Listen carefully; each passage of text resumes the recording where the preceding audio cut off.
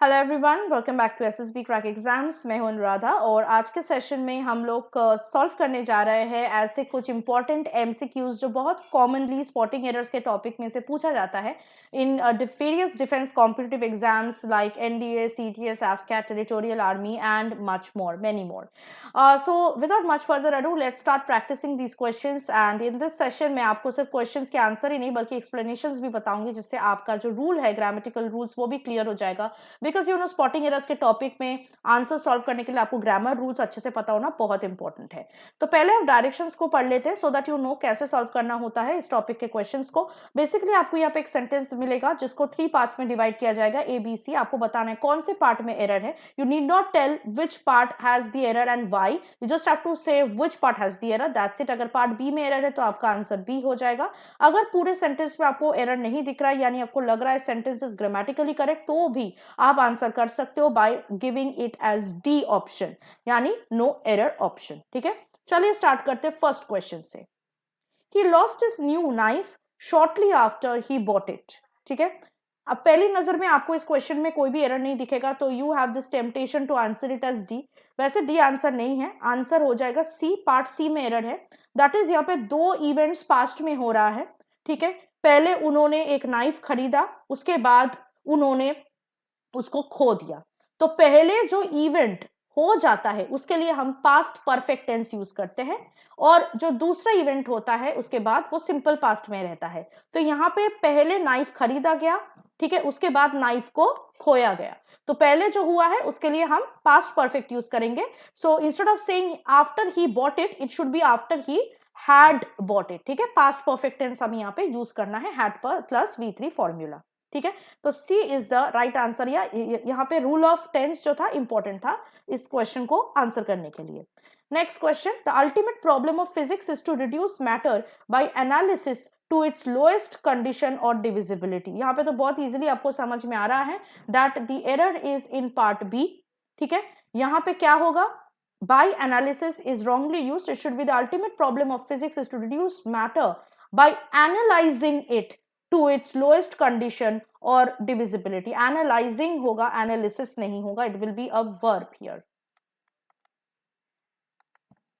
okay, next, by the time she finished typing it was not hardly 10। Very easy error again. आपको पता है कि hardly के साथ आप नो नॉट नेवर यूज नहीं कर सकते because hardly itself is a negative word. तो क्या हो जाएगा, सी पार्ट में एरर है, हमारा आंसर सी होगा। And the right answer will be, right sentence will be, by the time she finish typing it was hardly 10। Okay, next, he like his companions were deceived. ठीक है, यहाँ पे like का मतलब पसंद नहीं, जैसा। ओके, अपने कंपेनियंस के जैसा उस वो भी डिसीव्ड हुआ था। तो अगेन आपको पता है like along with, in addition to, with, अगर ये वर्ड्स जुड़ रहा है दो डिफरेंट नाउन्स को, one is a singular noun और a singular pronoun and the next thing, the next noun और प्रोनाउन इज प्लूरल, देन आपको उस पर्टिकुलर वर्ड से पहले जो नाउन या प्रोनाउन आ रहा है उसके अकॉर्डिंग वर्ब को यूज करना है। तो यहाँ पे लाइक से पहले आ रहा है सिंगुलर प्रोनाउन ही, लेकिन यहाँ पे वर्ब जो यूज हुआ है were is plural which is wrong. So it should be he like his companions was deceived. So C part में एरर है, हमारा आंसर हो जाएगा इस क्वेश्चन के लिए option C. Next one, he told me that you had left the school a year ago and were seeking for a job। Very important error. ये error पे क्वेश्चन बहुत बार आता है, स्पेसिफिकली एनडीए, सीडीएस, एफकैट जैसे exams में, जहां पे बहुत सारे कैंडिडेट्स गलती करते हैं। They think that this sentence is absolutely correct, actually नहीं है, क्योंकि एक बहुत इंपॉर्टेंट रूल है सिंपल पास्ट टेंस का कि अगर आप कोई definite time in the past के बारे में बात कर रहे हो, जैसे last week, last month, yesterday, अ ईयर अगो, जहां जैसे यहाँ पे लिखा गया है, तो उस केस में आपको हमेशा सिंपल पास्ट टेंस यूज करना है, आप कोई भी परफेक्ट टेंस यूज नहीं करोगे। तो यहाँ पे had left past perfect use हुआ है विच इज रॉन्ग, बिकॉज यहाँ पे एक definite time has been mentioned for in the past, a year ago. तो यहाँ पे हमें सिंपल पास्ट टेंस यूज करना है, and that is why we are only going to use left. He told me that you left the school a year ago and were seeking for a job. ठीक है, तो part A में error था हमारे यहाँ पे, सो यहाँ पे हमारा आंसर हो जाएगा option A. Next question, as I prefer coffee than tea, my friends always take the trouble to get a cup of coffee whenever I visit them। लंबा सेंटेंस है पर एरर बहुत इजी है। और बहुत ही कॉमन एरर है, बहुत बार ये आया है, जब भी आता है स्पॉटिंग एरर में ये क्वेश्चन, तो ये एरर तो बहुत ज्यादा कॉमन है। दैट इज प्रेफर के साथ आप कभी भी दैन यूज नहीं करते, वो चाहे कोई भी फॉर्म ऑफ प्रेफर क्यों ना हो, prefer, prefers, preferred, preferable, okay, preferring, कुछ भी हो, उसके साथ हम दैन नहीं टू यूज करते हैं। So it should be as I prefer coffee to tea, ठीक है। तो इसीलिए हमारा आंसर हो जाएगा ऑप्शन ए, पार्ट ए में गलत वर्ड यहाँ पे यूज हुआ था। Next, there has been little change in the patient's condition since he was moved to the special ward. यहाँ पे वही रूल आ गया, a little, the little, only little, ठीक है। तो यहाँ पे क्या बोला जा रहा है, अगर आप इसको ट्रांसलेट करो अपने भाषा में, कि जब से उसको स्पेशल वार्ड में शिफ्ट कर दिया गया है, पेशेंट के कंडीशन में थोड़ा सा ही बदलाव आया है, पर यहाँ पे लिटिल चेंज यूज हो रहा है without any article before it. तो अगर ऐसा होता है तो क्या होता है, little will mean nothing, no change, पर ऐसा नहीं है, उसको तो स्पेशल वर्ड में शिफ्ट किया गया है, इसका मतलब है थोड़ा सा भी चेंज हुआ होगा। So instead of writing little with no article, we are going to use a before little, a little change, बहुत थोड़ा सा चेंज। सो यहाँ पे बी पार्ट में एरर है, little is used independently without any article, which is wrong as per the context of the sentence. Next, the king was perturbed to found evidence against his own queen. Very easy, sentence पढ़ते ही समझ में आ गया होगा आपको error कहाँ पे है, error है पार्ट बी में, आंसर हमारा बी हो जाएगा इस क्वेश्चन के लिए, क्योंकि infinitive two plus main verb होता है, टू प्लस V1 होता है, लेकिन यहाँ पे यूज हो रहा है to found, which is wrong, it should be main verb find, right, to find. चलिए next one, they begged her not to go but she was determined and left the castle, ठीक है। इस sentence का answer होगा D, कोई भी error हमें नहीं दिख रहा है, there is no grammatical error in the sentence as well, तो डी हो जाएगा correct answer. Next, they cook meal, lay the table, clean the house and iron the clothes. For very first time आपको लगेगा कि B part में error है, how can you lay the table, but lay the table का मतलब ये नहीं कि टेबल को आप सुला दिए हो, यहाँ पे लेइंग द टेबल इसका मतलब है कि टेबल को आप डेकोरेट कर रहे हो, सजा रहे हो, that means you are keeping plates and glasses and all the crockery items on the table, okay, you are laying the table, इसको लेइंग द टेबल कहते हैं, ओके। तो lay the table is the correct form here, it is not wrong, ठीक है। So again if you look at the sentence और आपको लग रहा है D is the answer, then you are on the right track, because there is no error in the sentence, इसका answer इसलिए D हो जाएगा, which means no error. Next question, no sooner did the doctor enter the house than the patient died. Very easy and a very important and common error which is given. No sooner के साथ than का use होता है, then नहीं, so it is wrongly used in part C. C हमारा answer हो जाएगा, right sentence will be no sooner did the doctor enter the house than the patient died, okay. Next, the drawing room was a mess with all the furnitures scattered in total disarray. Again, very easy one. Everybody knows this, and I hope आपको भी देखने को मिल गया होगा कहाँ पे error है. Error is in part B, and the answer is option B here. We are not going to use furnitures. There is no plural form of furniture. Furniture चाहे एक हो 10 हो, furniture ही रहेगा, same form रहेगा. It will not take up any plural form. So it will be suffice to say all the furniture. Okay. Next, the gap between what he preaches and what he practices is too wide to be accepted by anyone. If you read the sentence again and again, then you will find no error, and you are absolutely right. There is no error in the sentence. Sentence is grammatically correct. इसलिए इस question का answer हो जाएगा option D. Next question, while flying over India, we had glimpses of the two sources of our culture, Ganges and Himalayas. अगर आप इस sentence को देखोगे, आपको पहली नजर में कोई भी एरर नहीं दिखेगा, आपको लगेगा सेंटेंस बिल्कुल करेक्ट है, इसका आंसर डी होगा, बट रुक जाओ उधर, क्योंकि डी आंसर नहीं है, बहुत छोटा सा एरर है, but people are going to skip it, people are going to miss it because it's a very small error. आपको पता है that when you are using the names of rivers or the names of mountain ranges, we use article the before them, which is missing here. So it should be the Ganges and the Himalayas. Okay, article the is missing before them, so C part में error है हमारा, C हमारा answer होगा, not D. Next, this picture is the best of the two. Again, very easy. Best हम कब use करते हैं, जब दो से ज्यादा चीजों में या इंसानों में कंपैरिजन हो रही हो, लेकिन यहाँ पे पिक्चर दोनों ही है, तो यहाँ पे इसलिए हम सुपरलेटिव डिग्री नहीं, हम यहाँ पे कंपैरेटिव डिग्री यूज करेंगे. So instead of using best, we are going to use the comparative degree better. So this picture is the better of the two. B part में एरर था, हमारा answer हो जाएगा option B. Moving on to the next one. Finishing the work, he was allowed rest for half an hour. Okay. कान पे भरोसा करना है आपको स्पॉटिंग एरर्स में. I have already told you this is one of the tip that you need to understand and use. तो अगर आप इस सेंटेंस को बार बार पढ़ोगे आपको लगेगा पार्ट ए में कहीं पे एरर है. Okay, your ears will tell you part A has the error, and if your ears are telling you that absolutely it is right, A part में एरर है. पहली नजर में आपको नहीं लगेगा, बट अगर आप बार बार सेंटेंस को पढ़ोगे आपको लगेगा ए पार्ट में कुछ गड़बड़ है. ईदर यू कैन से after finishing the work he was allowed rest for half an hour, or you can say after he had finished the work he was allowed rest for half an hour. ठीक है, आपको after जरूर mention करना है, नहीं तो time समझ में नहीं आ रहा है. Next, the pirates who had hidden the treasure on the island went back again because they thought they can now remove it with safety. Okay, तो इस क्वेश्चन का जो आंसर होगा वो होगा option C. Why?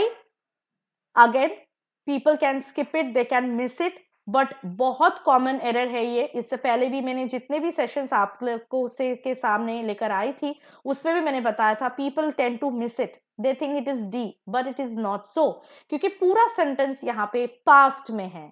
had hidden, past perfect. went back again, past, simple past. they thought, simple past again, but look at the word can, wrongly used, right? इसका भी past होगा. they could now remove it with safety. ठीक है, can नहीं होगा. so C part में error था. next one, in those early days the West paid lip service to United Nations. again very small error. पहली नजर में D लिख सकते हो आप यहाँ पे, but D है नहीं, आंसर C है. okay, C part में error है. कहाँ है? again before the name of an organization you have to use the. So United Nations is the name of an organization. इससे पहले हमें the article use करना है. Okay, to the United Nations. So C part में ये article missing था. Next question. 10 shillings was charged by him for the service. First go, people will go and write B. क्यों 10 shillings है? तो verse कैसे हो सकता है यहाँ पे? singular कैसे हो सकता है? verb plural होगा. 10 shillings were charged, but रुक जाओ वहां. 10 shillings के बाद was he used होगा. क्यों होगा? because मैंने आपको कहा था when you use a unit of measurement to measure weight, distance, amount of money, in that case we are going to use singular verb. We are not going to use plural verbs, right? if you can remember that rule, very important rule, people tend to miss it. okay, तो यहाँ पे answer हो जाएगा D. there is no error in the sentence. was is rightly used with 10 shillings because shillings is the currency unit of measurement, okay, for amount of money, right? next question. To an amusing degree he was addicted to read the jokes in Punch aloud even when he was alone. This is a bit tricky question. There are many people who will write the right answer. कोई गलत करके आएगा, पर tricky थोड़ा है क्योंकि जब अगर आप जिरंड के रूल्स पढ़ोगे तो ही आपको समझ में आएगा कि क्यों है ऐसा. Basically there are some words जिसके बाद आपको वर्ब प्लस आईएनजी यूज करना पड़ता है. One such word is addicted to. Addicted to के बाद कन्वेंशनली आपको नाउन यूज करना पड़ता है. Addicted to smoking, addicted to drinking.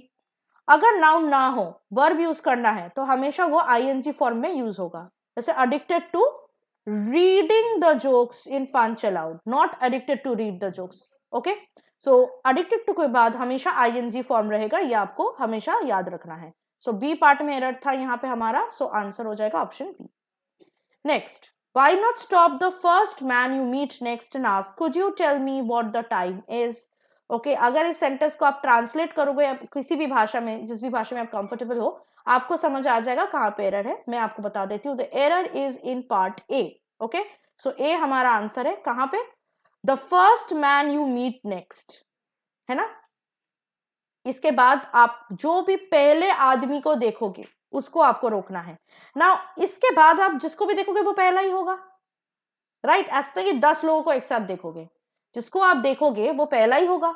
So either you can say why not stop the first man you meet and ask. Next आप use नहीं कर सकते उस केस में, या आप बोल सकते हो why not stop the man you meet next and ask. उस केस में आप फर्स्ट नहीं यूज कर सकते. So first and next can not be used together. You have to use either of the two, right? चलिए next one. The invention of the internal combustion engine is considered to be a most unique development. Very easy one. मैंने आपको कहा था इससे पहले भी जो भी सेशन लेके मैं आई थी, there are some words जिसका कंपैरिजन नहीं होता. Among them are words like perfect, words like unique. तो यूनिक के साथ आप मोर या मोस्ट ऐड करके उसको कंपैरेटिव या सुपरलेटिव डिग्री में यूज नहीं कर सकते हैं. सो यहाँ पे हमारा आंसर सी हो जाएगा. You are not going to use most here, you going to say it is considered to be a unique development. That's it. Okay, next, put off the fire quickly. यहाँ पे phrasal verb put off जो है वो गलत है. यहाँ पे correct phrasal verb होगा put out the fire quickly. ठीक है, इसका मतलब है आप बुझा रहे हो fire. So A is the right answer. Part A में error था. Next question, a fight took place on the board of the ship. Again, there is a problem error with the use of this term on the board of the ship. Okay, आप usually इसको ऐसे नहीं कहते हो. You have to use the phrase on board and then on board wherever you are. On board the ship हो सकता है, on board the flight हो सकता है. Okay, on board the yacht हो सकता है, whatever. ओके, तो आपको ऑन बोर्ड द और उसके बाद जो भी व्हीकल में आप हो उस व्हीकल का नाम यूज करना है. You can not say on the board of the ship or on the board of the flight. Okay, so C part में एरर था, तो हमारा आंसर यहाँ पे सी हो जाएगा. Moving to the next and the last question from today's session. Hardly the rain started when a child in the corner sent out a piercing wail. पहली नजर में आपको लगेगा हार्डली के साथ व्हेन यूज हो रहा है. बिल्कुल सही है, कॉम्बिनेशन बिल्कुल सही है, तो आंसर डी है. Answer is not D, answer is actually option A. Part A में एरर है.